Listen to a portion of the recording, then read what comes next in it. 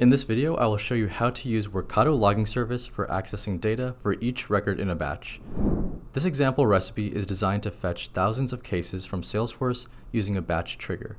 In steps 2 through 4, it iterates through each record in a loop and creates an issue in Jira for each case. In step 4, we have mapped the Customer Success Manager fields between the Salesforce case and the Jira issue. Now let's run the recipe to check the results in Jira.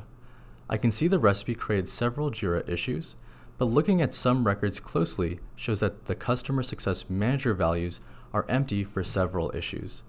Now, I would like to find out why issue SM425 from Salesforce case 1446 has no value for Customer Success Manager. For that, I will go to the job report table. But this only shows me one job record. And when I click on the details, all I can view is one record, the last one in the batch. You'll notice that there's no way for me to view all the other case records that were processed in this batch. Well, I can use Workato Logging Service to access the data for each record in the batch of cases. Let's take a look at how it works. In this recipe, I'll add a new step for logging the data from each iteration into Workato Logging Service. I'll add an action in an app and select the Logger by Workato app, which I can find by typing in log in the search. Here, I'll configure the data I want to log, in this case, the Salesforce case number, account name, and Customer Success Manager. Finally, it's critical to set the destination for the log data to use the Workato Logging Service.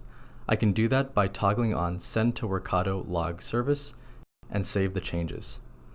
Okay, everything looks good, so now I'll go back to the jobs table and rerun the trigger events.